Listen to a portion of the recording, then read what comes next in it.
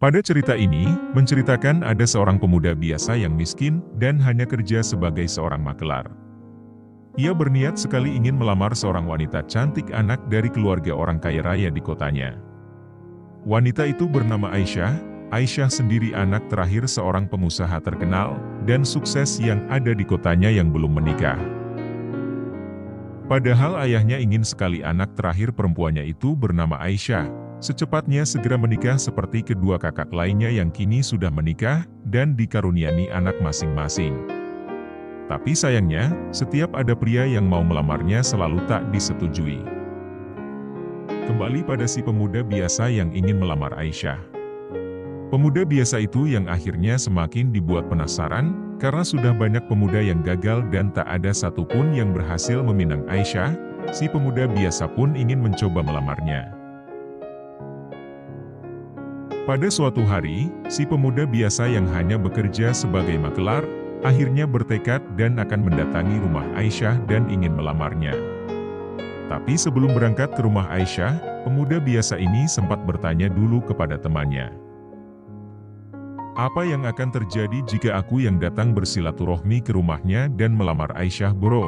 Ucap si pemuda itu, temannya pun menjawab, orang yang lebih sukses dan sudah mapan dari kamu saja tak disetujui dan mundur, apalagi kamu bro. Tanpa memperdulikan ucapan temannya, si pemuda biasa itu pun dengan percaya diri menemui ke rumahnya dengan tujuan baik untuk melamar Aisyah dan berangkat dengan seorang diri. Singkat cerita, si pemuda biasa telah tiba di rumahnya Aisyah dan langsung disambut oleh ayahnya. Dan akhirnya si pemuda biasa ini pun dipersilakan untuk masuk ke dalam rumah. Ayah Aisyah lalu bertanya, adik ini siapa dan dari mana? Ada keperluan apa datang ke rumah kami? Apakah kita sudah saling mengenal sebelumnya? Ucap ayah Aisyah. Si pemuda biasa ini pun lalu menjawabnya dengan tenang, dan tanpa ragu menjawab pertanyaan si ayah Aisyah. Sebelumnya saya minta maaf om, kedatangan kami ke sini sebenarnya berniat baik untuk melamar anak om yang bernama Aisyah, ucapnya. Ayah Aisyah lalu menjawabnya, apa kamu sudah mengenal anak saya? Jawab ayah Aisyah sambil tersenyum kepada si pemuda biasa ini. Si pemuda biasa itu pun lalu menjawabnya dan berkata, jika dirinya sudah mengenalnya, tapi hanya sebatas kenal saja om. Dan ayah Aisyah pun lalu kembali melemparkan pertanyaan yang sama, kata-kata yang pernah dilontarkan seperti pada pemuda-pemuda sebelumnya yang datang untuk melamar anaknya. Kalau benar dan serius kamu ingin melamar anak saya Aisyah, sebelumnya kami ingin tahu kesanggupan kamu dek, mau dikasih berapa anak saya? Tanya ayah Aisyah pada si pemuda yang terlihat biasa ini. Si pemuda biasa pun lalu menjawab pertanyaan ayah Aisyah dengan percaya diri dan tenang. Kalau begitu, memangnya om mau minta berapa? Dan meskipun saat itu, keadaan si pemuda biasa tidak memiliki cukup banyak uang untuk menjawab pertanyaan ayah Aisyah. Saat itu karakter yang dimiliki si pemuda biasa untuk menjawab pertanyaan ayah Aisyah sangat percaya diri dan khas dengan pekerjaan si pemuda yang dilakoni ketika menjadi seorang makelar. Ayah Aisyah yang mendengar pertanyaan si pemuda biasa, saat berkata jika dirinya minta berapa, ayah Aisyah pun langsung kembali menjawab, dan mengatakan jumlah nominal yang dimintanya. Kami minta 20 juta saja tidak apa-apa, apakah adik ini sanggup dengan permintaan kami? Dengan entengnya dan tenang, si pemuda biasa menjawabnya tanpa ragu dan tanpa berpikir lama. Kenapa om cuma minta 20 juta saja?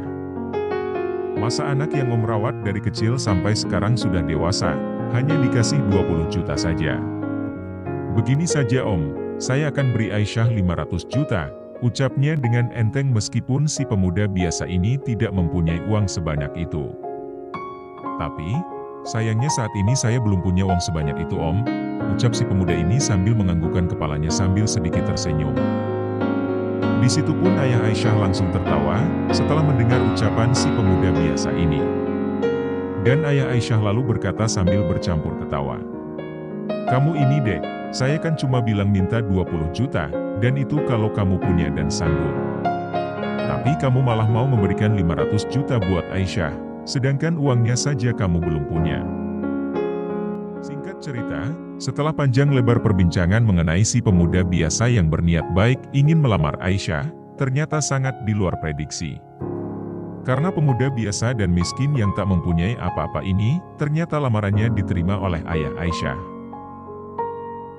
Hari pun semakin siang dan menunjukkan pukul 11, perbincangan pun akhirnya selesai setelah membahas tentang lamarannya, dan si pemuda biasa itu pun langsung pamit untuk pulang dari rumah Aisyah. Namun di perjalanan menuju pulang, ternyata ia tidak langsung pulang ke rumahnya, namun ia langsung menemui teman-temannya dan bercerita kalau lamarannya telah diterima. Lantas kabar itu pun akhirnya membuat teman-temannya merasa sangat heran, setelah mendengar pengakuan si pemuda biasa itu, dan bagaimana mungkin si pemuda biasa dan miskin ini bisa diterima oleh orang tua Aisyah. Sedangkan beberapa pemuda-pemuda yang sebelumnya yang dibilang sudah sukses dan mapan saja, ditolak lamarannya. Hari pernikahan kedua mempelai Aisyah dan pemuda biasa itu pun tiba, dan pernikahan akhirnya dilaksanakan dengan syarat mahar utang sebesar 500 juta dari pemuda biasa itu. Kini akhirnya si pemuda biasa yang miskin itu, sudah sah menjadi seorang suami istri dan hidup bersama Aisyah. Waktu itu sudah tepat 1 bulan pernikahan si pemuda biasa, bersama Aisyah ia jalani, dan ia juga masih tinggal bersama di rumah mertuanya. Dan si pemuda ini adalah satu-satunya menantu yang paling miskin dibanding menantu ayah Aisyah yang lainnya. Di suatu hari, saat semua keluarga Aisyah sedang berkumpul, dan terdengar di telinga si pemuda biasa ini, jika mereka sedang membahas kayaknya enak kalau makan durian. Si pemuda ini tiba-tiba izin untuk keluar rumah pada Aisyah.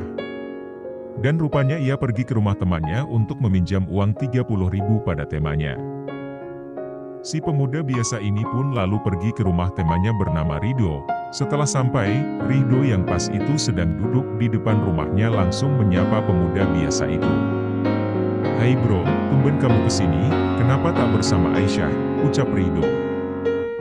"Hai juga bro, apa kabar? Iya bro, soalnya aku ada perlu sebentar, makanya aku tidak ajak Aisyah ikut ke sini." Dengan nada pelan dan bicara dekat telinga Rido, ia langsung mengatakan, "Jika kedatangan saya ke sini, maksudnya aku mau pinjam uang 30.000 bro." Lalu temannya merasa heran dan bertanya, "Untuk apa kamu meminjam uang 30.000 bro? Apa kamu tak punya uang sama sekali?" Si pemuda ini pun menjawab pertanyaan temannya, "Maaf bro, aku minjam uang 30.000 hanya untuk membeli durian, karena mertua saya lagi kepengin makan durian bro. Nanti kalau saya sudah punya uang saya bakal ganti uang kamu bro."